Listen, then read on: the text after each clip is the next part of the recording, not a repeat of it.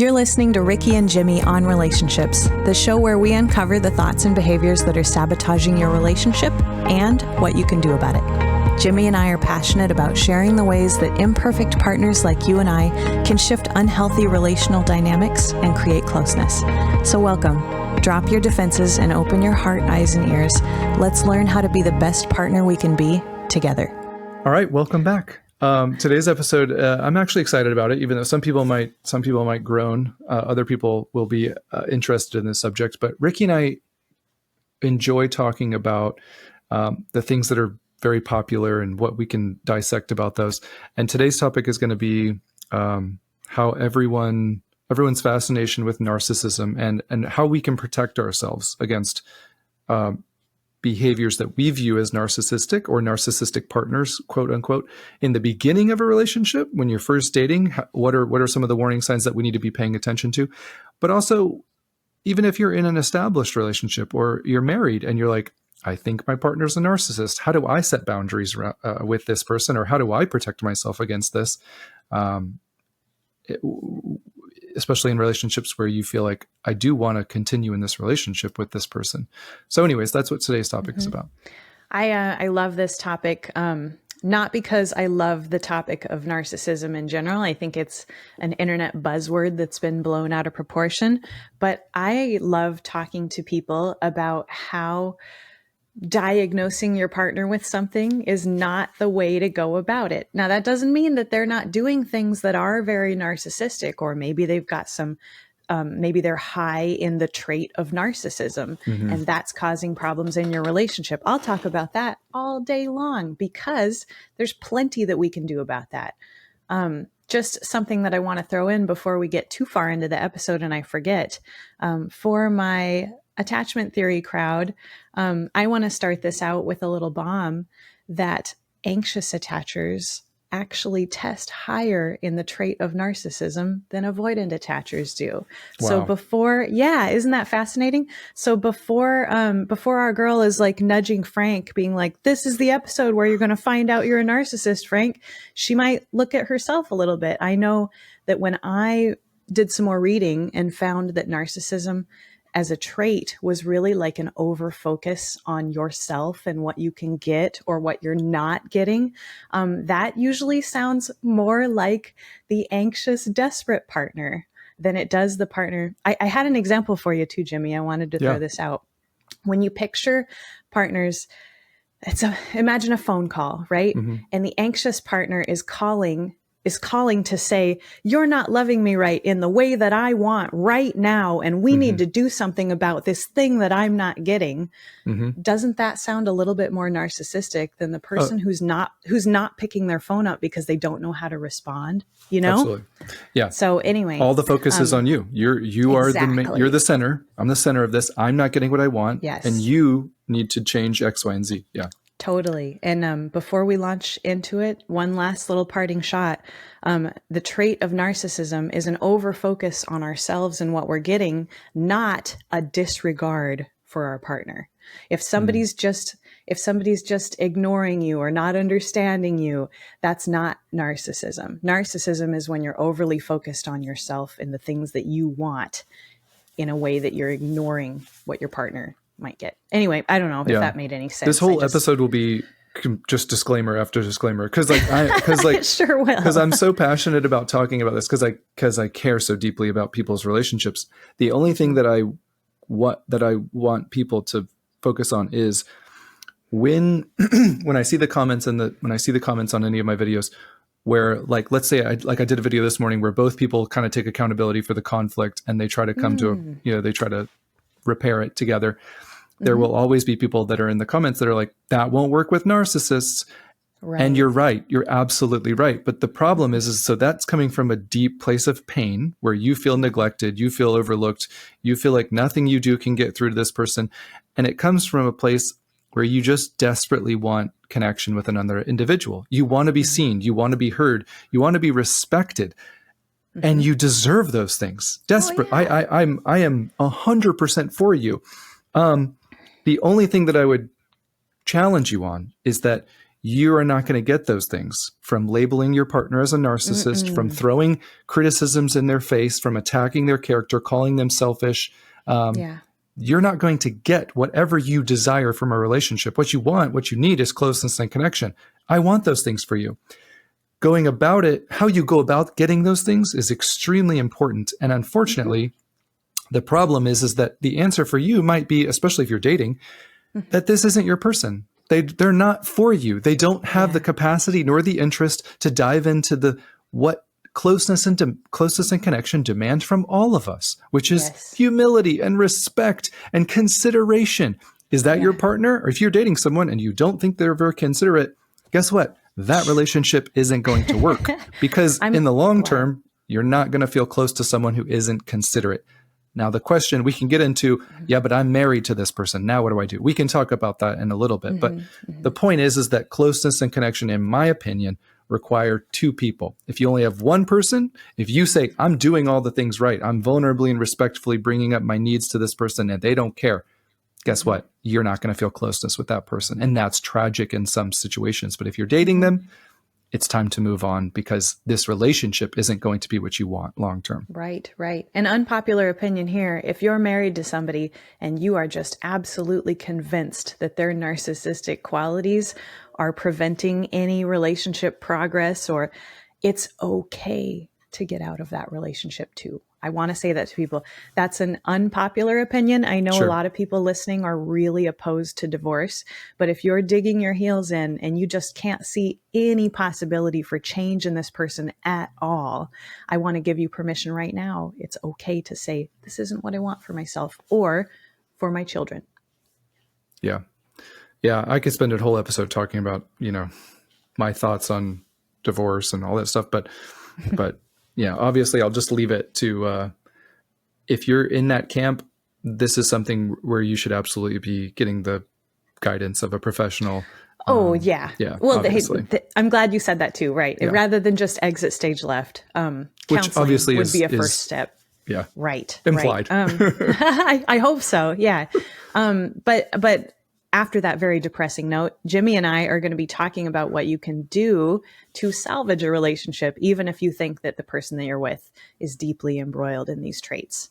Because there is a lot that we can do. And slapping that narcissist label on somebody, that's sitting down deeply in your state of victimization. There's no growth coming from that. So that's not what we're going to be talking about today. Take your power back. Yeah, exactly. Because, I got to say, I have narcissistic traits. My partner has narcissistic traits. Literally everyone does. And these things that we're going to talk about do work to focus both partners on seeing the partnership as a team and not just what can I get? What am I not getting? And you said something that's so important to a relationship in general. And that's something that I didn't have and my wife didn't have when we were for the first years and years and years of dating and marriage, which is self-reflection. You just said it takes both people to see, but that alone is such an important concept, which is missing from just millions of relationships. It takes self-reflection. It takes the ability to look outside of the relationship and say, okay, what do I actually want out of this relationship? Am I advocating for that? Is this a safe environment where I can even advocate for that? Do I have the capability to be vulnerable?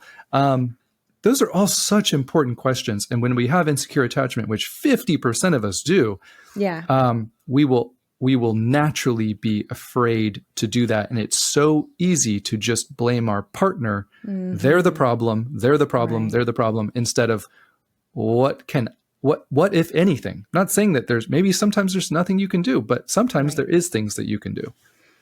Or what can we do? What can we do? Sure. Your partner may not even necessarily be so opposed to this. I have a couple of really good friends, a husband and wife, and they were fighting a lot.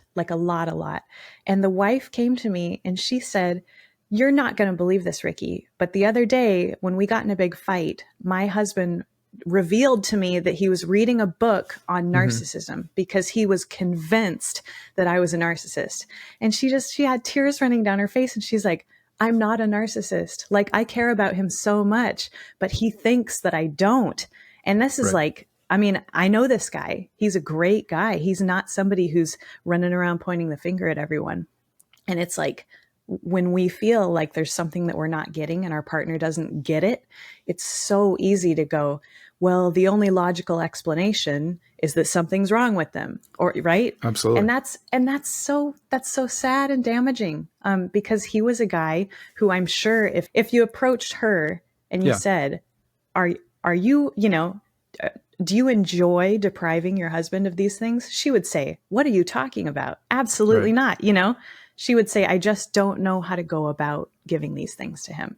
And I shut down when we talk about it because I don't know what to say.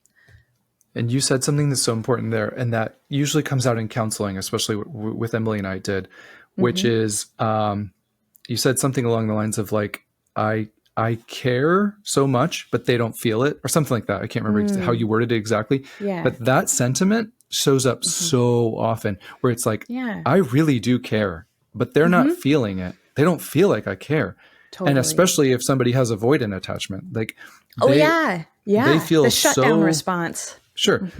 They feel like I literally don't know what more I could do. And so, but when the anxious hears that, that's a very triggering thing for the anxious person to hear, because they're like, you're not doing anything. Like, what do you mean you don't know what more you could do? How can you do more? You're not even doing one, like you're not doing one thing. Yeah. Or they'll say, I'm literally telling you how to care for me, and you're not 100%. Doing it. Right. But I know in my old marriage, I was saying, I need you to love me more. And he was going, I don't know what that looks like. I don't know what that means. My vague requests were making him shut down, because he's like, I have no idea how to go about this. It's fascinatingly complex, because even if you told the avoidant specifically, which I don't mean to label the avoidant, that's kind of rude, right. but someone you know what I mean? Avoidant tendencies. Yeah. Yeah. If you tell them, even if you say, okay, this is what I need from you. I need you to do X. At that moment, what they're thinking, their nervous system is firing right now, saying, you're a failure. You're a failure. Because she or he, doesn't matter. They're telling you you're not getting it right. And all they're hearing is shame. They're feeling the shame from their past, and it is clouding them. We think of them as self-centered. What's happening is that shame is walling them. It's closing the walls. It's making them feel like, what's the point? I'm just going to try, and I'm just going to fail. And she or he is just going to be mad at me, or I'm going to be a disappointment. We have to remember that we're not trying to trigger them, but when we have insecure attachment, we're both so sensitive to being triggered. And that's one of the things I had to realize is like, what are my own triggers? What are Emily's triggers? How can we be, in Sue Johnson's book, Hold Me Tight, which I'm trying to reread, because I get to interview her, Sue, which is so exciting. She talks about knowing our partner's vulnerabilities, and that's so part of it, you know? Yeah. It's one of the beautiful things about couples counseling too, with a good couples counselor, of course. Yeah. They can lead you to say the things that you need and want or are feeling in ways that aren't 100%. Shaming your partner, which are not skills that many of us have at all. So true. Okay, so I'm sorry. We of course I always derailed the question. I love tangenting. It's my favorite thing ever. I do too. But can we go back really quick? Let's say we're dating someone. What's something that we can do to protect? If our goal was, let's say our goal was, I never want to date a narcissist. Which I know that's not a great idea to put a label on people, since it's Ricky and I's opinion that that's a very, very small percentage of the population. However, let's just say that our goal was still never to date a narcissist. What could we do? Sure. At the risk of stealing your thunder, I got to give you credit, Jimmy, because you said this on the phone the other day. Slow your roll. Slow things down. If you are somebody who's a hopeless romantic and you tend to just fall head over heels in love immediately, are going. Yeah. Hey, I was the same way. Way. You're in grave danger of 100%. Falling for somebody who's feeding you a whole bunch of lines or trying 100%. to take advantage of you. And narcissism aside, there are cruddy people out there who do things like that. Yep. So what are some ways that we can slow down? Have you thought of that, Jimmy? Because it's easy to tell people slow down, and it's another thing to actually put that into action. Yeah. So you talked about in a previous episode, and I know I don't mean to insult you, but it's kind of a boring, it's kind of like a boring concept. But Yeah. oftentimes the most boring concepts are the ones that protect us best, and yada, yada, yada. Sure. But we really have to have a framework for how quickly we're going to trust someone. Trust needs to be built slowly. If you're anything like me, you can meet someone and there's an immediate spark where you know, wow, there's something about this person. Like I just want to be around them more. I want to talk to them more. I will close this restaurant down and let's just talk for the next 5 hours. Like, Right. let's go walk on the beach after this. Like there's something about that spark. The problem is that we can take that spark and now we start to turn that into, there's a lot of trust that hasn't been earned. And, that can be so dangerous. So we really have to have a framework of a personal framework where we know, I'm not going to kiss this person. I'm not going to sleep with this person until whatever you need to have some personal guidelines of how long you're going to wait for certain things to develop, not only out of a sense of pessimism, just out of a sense of protection. Like personal safety. Yeah, a personal protection. I know that for me personally, as soon as I get physically involved with someone, I'm in. Gosh. And I know I'm a in. lot of people are like that. So I'm definitely of the mind that I want people to feel comfortable doing whatever they want with their bodies. Absolutely. It's your body. You can do what whatever you want with it. Sure. There aren't rules about when you can get physical with someone. However, if you're somebody who tends to fall head over heels in love, the second you give them that smooch or all the clothes come off, that's when you got to be mindful of, I might need to slow down for myself, regardless of what I think about my body and rights. Your body is very smart. So when there are hormones that are just cascading a release during, whatever you're doing, going as any sexual activity is going to just release this massive amount of hormones that bond you with this person. So you are bonding with a person that you potentially don't know. Now, of course, one caveat is when we're dating, we're all putting on some sort of a facade. We're not our true person. However, we still, there's a difference between somebody who's like planning to manipulate you later and somebody who's just, they're allowing themselves to be connected, even though people who have avoidant attachment, they will allow themselves to be connected to you. There's no malicious intent. Later down the road, when they realize, the things are getting a little bit too close. I don't like this. I'm afraid that this is terrifying that I'm going to lose I'm losing my sense of self. And that person will pull away and we will label them a narcissist, but they weren't actually, there was no malicious intent. They were just there. That doesn't mean that the damage isn't real. It just means that there's a difference between the intent of the narcissist and so. I'm so glad that you brought up intent, because I think intent is it's a big piece that's missing from the internet, the collective conversation about narcissism on the internet. Yeah. Somebody can be displaying very narcissistic qualities and the intent to hurt you is not there. Now, that doesn't mean that what they did doesn't hurt you. It still hurts. 100%. But if you're married to somebody and they're not intending to hurt you, you can't be treating them like they are, That's a conversation that needs to be had. Yeah.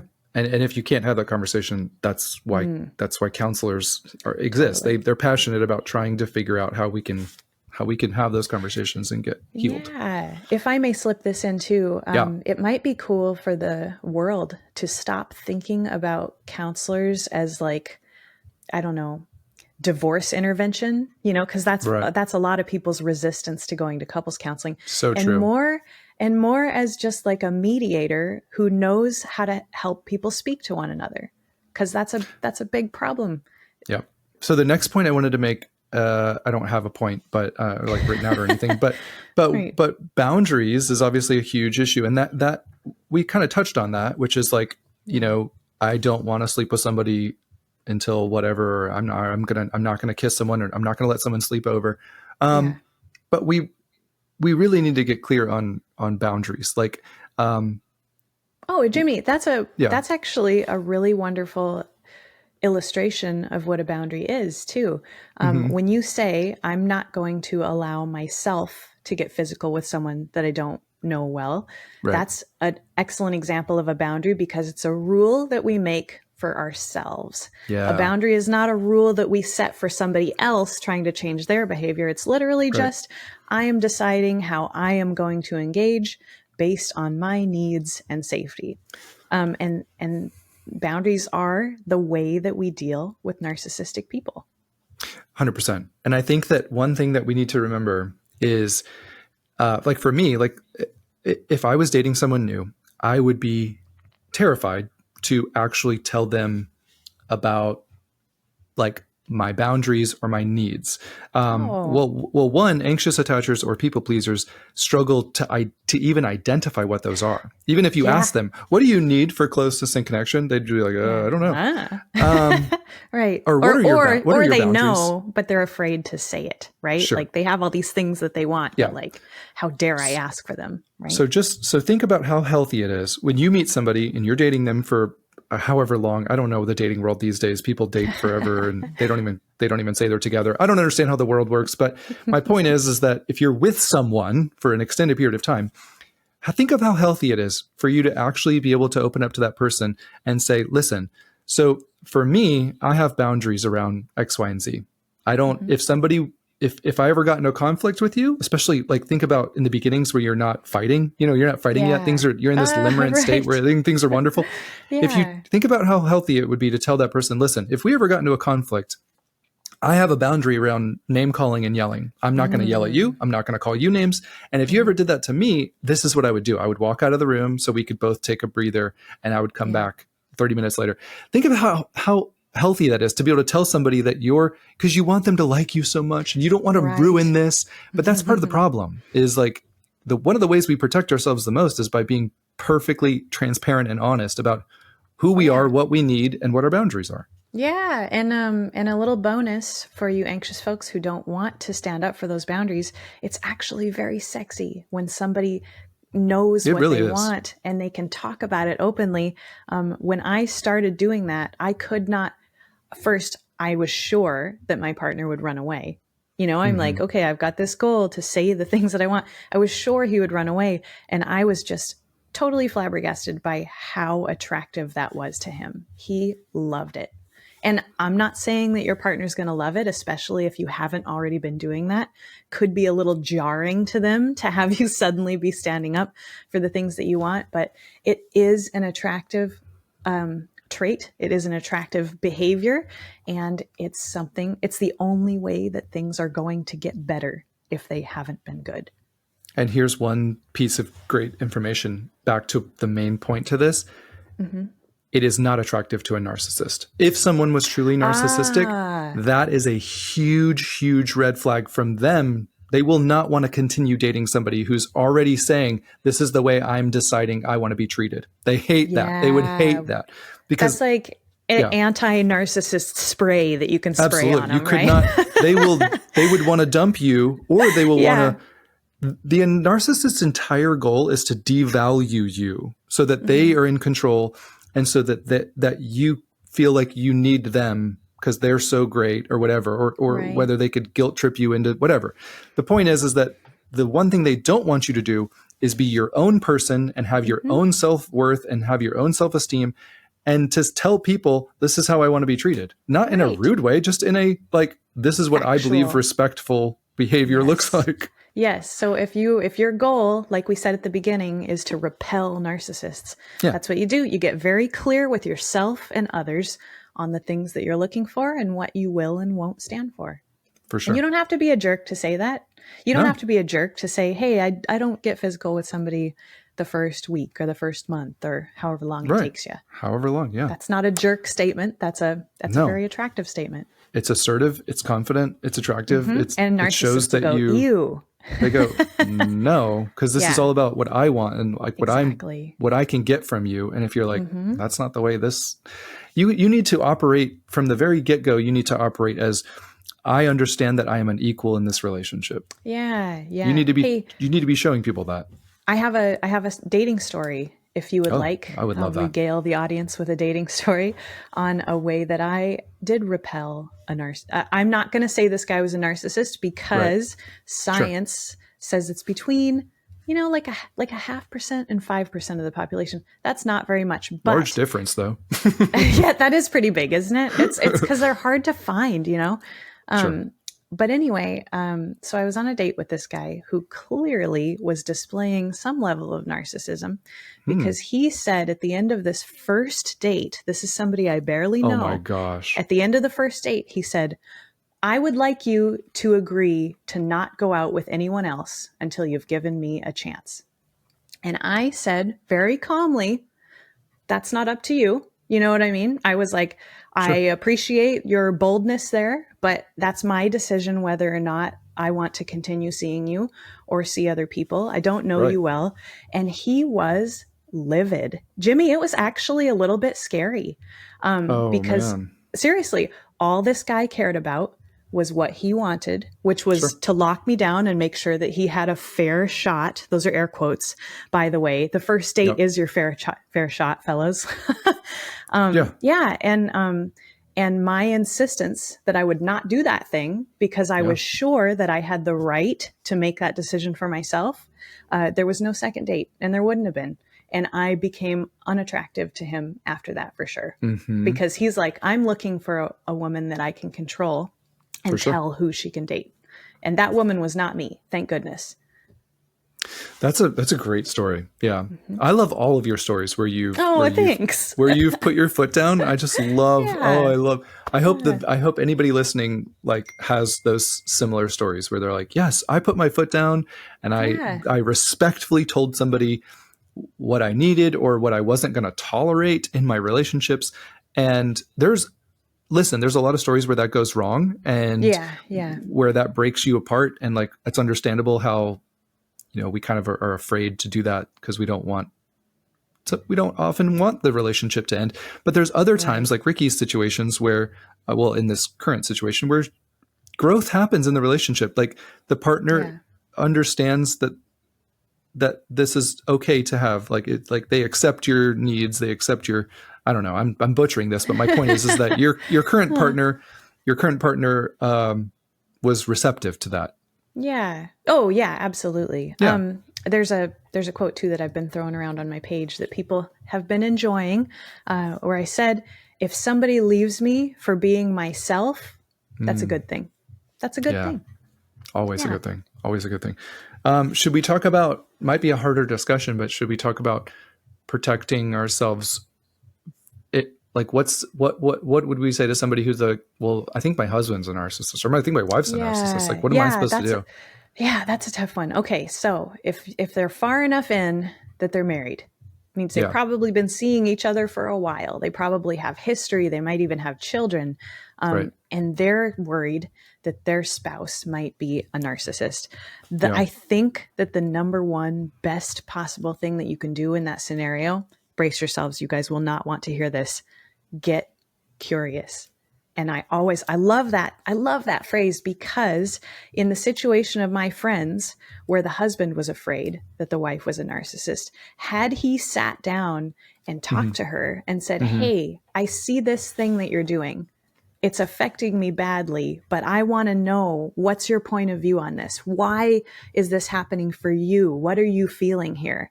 There's no way she would have shut him down. She would have cracked open I don't know. Give me a metaphor, Jimmy. Something that you can crack open. An egg. You're an author. Yeah, I know. I really dropped the ball there. I was like, if she passed up egg, I don't know what else I should say here. I know. Oh man. Anyway, she would have been very receptive to that. So I think sometimes we see something happening and we're afraid to confront our partner about it. Yeah. And so then we're just spinning stories in our head about why. But absolutely. If we can get curious and confront them, and confront's kind of a rough word. If we can get curious and have an open conversation with them, like, hey, I'm looking for your feelings on this, because I've got some feelings on this and they might not necessarily be accurate. Here's the story I'm telling myself. Yeah.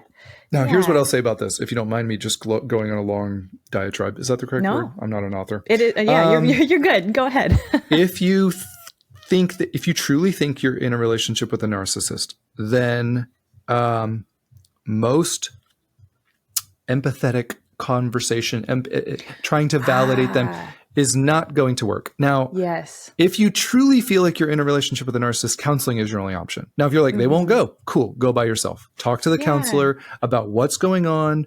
How do I navigate this?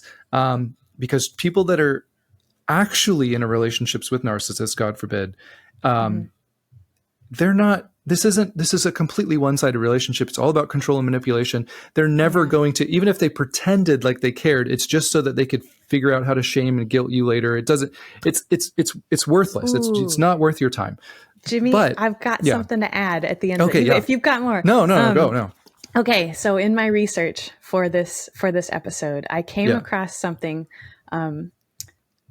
it was abbreviated SINS, SINS, and it was the single question inventory test to see if someone was a narcissist. This is from the University of Indiana, so this isn't just internet gobbledygook. It was really fascinating, though.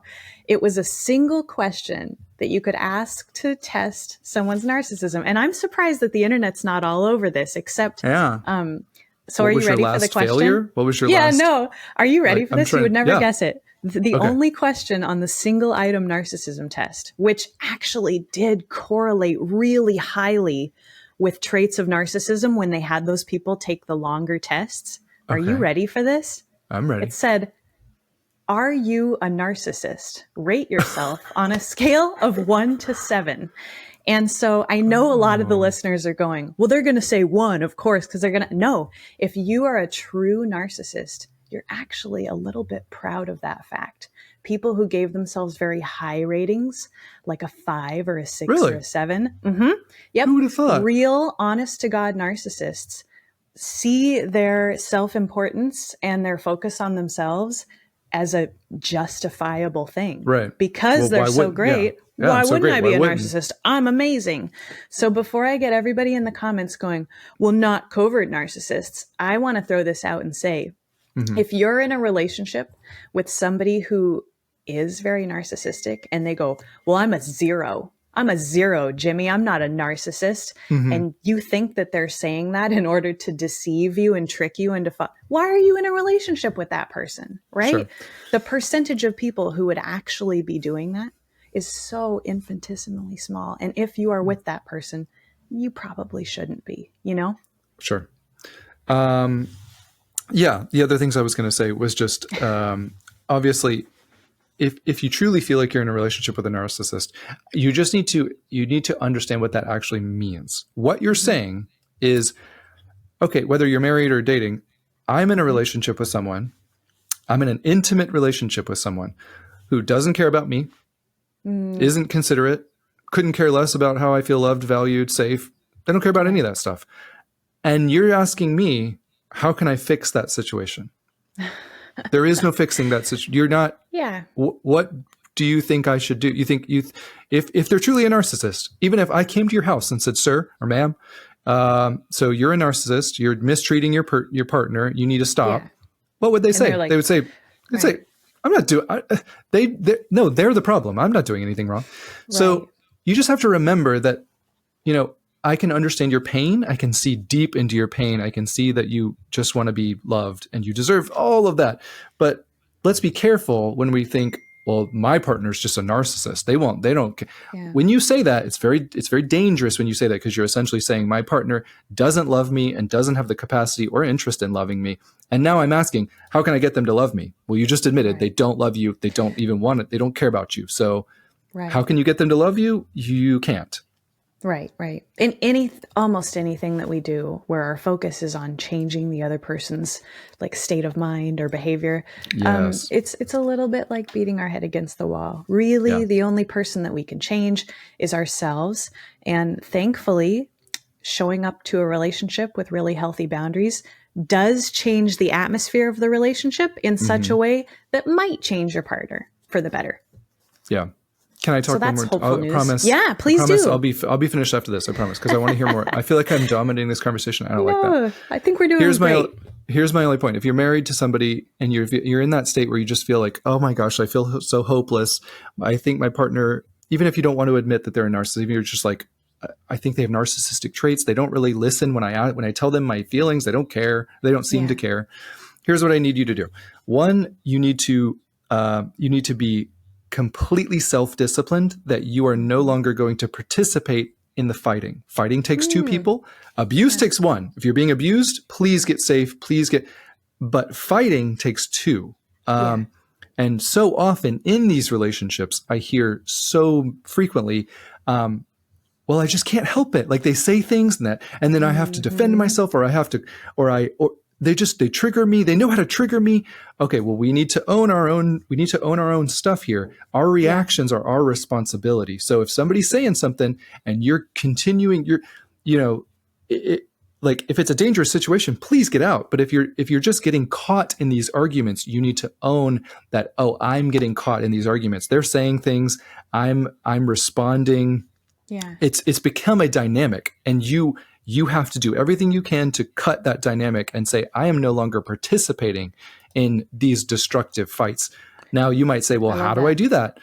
Well, anytime you feel like you're getting heated, you go take a break. This is where boundaries come in. If somebody's demeaning you, if somebody's belittling you, do you deserve to be demeaned or belittled? No one deserves to be demeaned or belittled. So if somebody's doing that to you, if somebody's calling you names, if somebody's yelling at you, you have to remove yourself. That's not rude. That's not immature. That's called de-escalating de-escalating stuff. So you have to own that. Hey, I had a partner too. This was great because I grew up in a household with a lot of yelling, as a lot of us have. And so when things would start getting hairy between us, I would raise my voice. And this was very, very early in dating this person. And I started to raise my voice and he looked at me and he said, yeah, I'm not going to do that. And I was like, really? What? Yeah. He was like, because he came from a household where there wasn't yelling. And he was like, I want to talk to you about this, but not in this way. And that really like stopped me in my tracks. Because for me, I'm like, I didn't realize there was another way. Like we're upset. So of course we're going to yell at each other. Right. And he was like, no, we're not. We're going to sit down and the conversation's not going to be fun, but we're not going to yell about it. And I was like, I respect that. Okay, let's do this without yelling. Yeah. Emily's the same way. She grew up in a household with yelling. I grew up in a household with no yelling. If she even raises her voice to me, I can feel my body I'm just like shutting down. Yeah. Because yelling means you're very mad at me. You must my nervous system is just like firing on all cylinders. Whereas she's like, oh, I wasn't even like that upset. I was just raising my voice. I wasn't even like mad at you. I'm like, what? What? In that same vein, my partner is very comfortable with swearing, especially if he starts getting wound up. And I know people are imagining like let's see, I don't want to throw him under the bus. I know. He'll sprinkle words in that are definitely swear words, not in an abusive or angry way, but just like they're in there. And for me, I was like, oh, do you? I was like, I can't have serious, intense conversations that include those words. Those words are triggering for me, whether he means them in one way or not. So I was like, for us to talk about this, I'm going to need you to refrain from using any words that would make your grandmother blush, because that's when I can feel my nervous system rising. That's the same for me. When I get heated, I have a tendency to start using some words that I'm not proud of, and I'm not at anyone, just using them. Same with my partner. He's just using them. He's not directing them. But that's my key. That's my key. That's my signal inside of me that says, I think something's off. Like you don't want to admit it. Time to take a break, Jimmy. Yeah, you don't want to admit it, but it's probably time to take a break. And I'm like, but I'm like, I'll fight against that. I'm like, no, I'm fine. Like, I just need to finish this point. And I'm like, nah, you need to take a break. You're throwing out words that you don't normally say because you're heated. So like, anyways. I love that. I love that. And for me, my signal could be, hey, I noticed my voice getting loud. Maybe that means I need to take a walk, take a breather. Yeah. I think we only have about 10 more minutes. So I want to keep firing at what people could do if they're I know how hard it is. If you're in a relationship with somebody, you have kids with this person, you want a healthy relationship with this person. But you think they're narcissistic.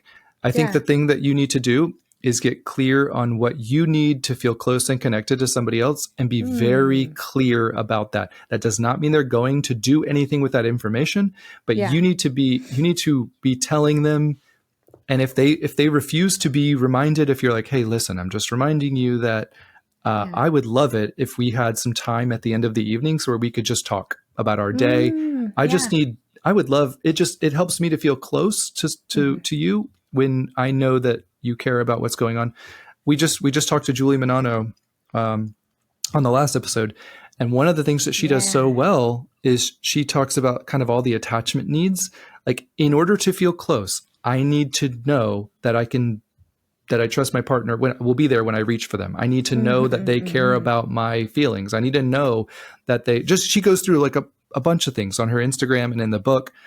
And those attachment needs are so good for us to realize that you're not crazy for needing that. Like that's called the bare minimum of love. So like, I'm not scolding or demonizing your partner for not caring about those things, but at the same time, they might not know. Yeah, you know, they might not know. No, they might not know. They might know, but they really might not.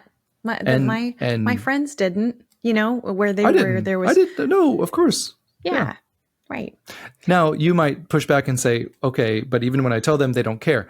That goes back to other issues where that's where counseling helps, because if you can get them into counseling, which this is the last thing I'll say about, you need to be pretty firm on like your non-negotiables. So if we talked about like, you need to be comfortable saying, I'm not going to tolerate name calling. I'm not going to tolerate yelling. I'm not going to tolerate, it's okay to say that. Now, you might be afraid that, well, that's going to break our connection somehow. Your connection's already broken. If you think you're in a relationship with a narcissist, your connection is shattered. You have a tremendous amount of pain, potentially resentment. And nothing to lose. So go ahead. Literally nothing to lose. It might hurt. What you're doing is trying to prevent pain. But this whole time you've been trying to prevent pain by people pleasing, by giving in, by doing all this, by not setting any boundaries. And I don't mean to make you feel worse, but like that hasn't gotten you anywhere. So like now you need to really set some respectable but firm non-negotiables. That leads well into the point that I was going to bring up, where we don't justify or explain. We just say, right? You don't have to put together a PowerPoint presentation for your partner on why you guys need counseling. You just can simply say, we need to go in and see a counselor. This is what I need. Please do this for me. This is happening, right? Yeah. And that can be tough, but please do. Please, please. I just wanted to go back to your point earlier where I'm not saying that I disagreed or agreed with your like, sometimes you just need to get out of the marriage. Here's what I will say. I am a big proponent of separation. Now, really? Oh, yeah. We might 100%. be different on that, Jimmy. 100%. Tell me about separation. Here's why separation is so important. Because when you're in those situations where you really feel like I've tried everything, I've literally tried. I read all the books. I'm not coming at my partner critically, because you know how that's what everyone says. Oh, well, it's a dynamic. Yeah. So you're probably coming at him or her blaming and critical, and you're like, okay, I was, but I'm not anymore. And I'm respectfully telling this person my needs, and they essentially just don't care. Right. Closeness and connection, or whether my point is that, like, going back to Sue Johnson, she talks about when you're in a relationship that's essentially just emotional, you're being emotionally starved. Does that make sense? So those relationships are just like, they're corrosive. You're not ever gonna, it's gonna end badly one way or the other. So my point is, there is nothing wrong, in my opinion, with, I have tried to show up and be the most considerate partner I could. I've told you what I need to feel close to another human. I've asked you, I've begged you, I've asked you, can we go to counseling? And they're like, no, I'm not going to counseling because you're the problem. Right. At that point, I see no problem with saying or planning a separation. Now, your separation can be with the intent that I hope that this wakes you up. I'm not doing this to punish you, but this is where the relationship is going. I'm smart enough to know that this is where it's going to end up. So I'm going to separate, not to punish you, but there needs to be some sort of, I know it's a weird thing to like think about, because you feel like you're like forcing them to have a wake up call, but my wife separated from me after my affair. I wasn't understanding how badly my decisions had hurt her. And she said, and she knew that if this current trajectory continues, it's going to destroy our relationship anyways. So she separated from me. She said, we are separated. And I went and lived at my mom's house for a couple weeks. And during that time, it's my own testimony. People that know me, but I'm religious, and I felt like God opened my heart and opened my eyes to what had happened, and I took responsibility and repented and I got back on track in whatever sense that means. It doesn't mean everything was healed. It just means I was back in a healthy direction. I was understanding how much I had hurt her, and everything that encompassed that. I was open to learning about it. Yada yada yada. Oh, interesting. And she was receptive. After weeks, she was like, we can keep going to counseling together. We can try to make this work. And that was 100% the appropriate response. She should have separated 100%. So in those situations, it doesn't always have to be an affair. It can just be somebody who's not doing what they need to be doing. And anyways. Fantastic. Jamie, you have opened my eyes to that. I never would have advocated for that before, but I'm glad to hear how it went for you and how it worked. It kind of feels like, I don't know, like a warning shot, like, 100%. Hey, this is serious enough that I'm not cutting this string, but I'm letting you know that it's frayed so badly that something terrible is going to happen. She never threatened divorce. Some people will threaten divorce, and we were both against that. Right. But you're spot on. And I just want to say one thing, and then I want you to talk. The warning shot. When you're not willing to pull that in case of emergency separation, your partner rarely hears your warning shots. Rarely. Because you're like, I'm serious. And they're like, yeah. I've heard this before. Yeah. And people will stay in their comfort zone. They will stay in their bubble, and they need to be shooken out of that sometimes, where you're like, I'm not threatening divorce, but I'm also no longer living here. Yes. Well, hey, and just, I think we're a good team, Jimmy, because we have such different experiences, when things were going south in my marriage, I moved out. I moved out, and there was no move to reconcile. It was like, so that happens too, of course. Right? Yeah, and I didn't 100%. Move out saying like, okay, we'll come back and talk about this, but that also never came back to me. Sometimes I just want the audience to know, sometimes if you move out, that person goes, I'm done with them. And so that happens as well. So it's really, it's case by case, but I love hearing a situation where a separation resulted in a reunion that the relationship became stronger from. That can happen too. I mean, just think about the alternative. What's the alternative? That you stay miserable, you stay resentful. Totally.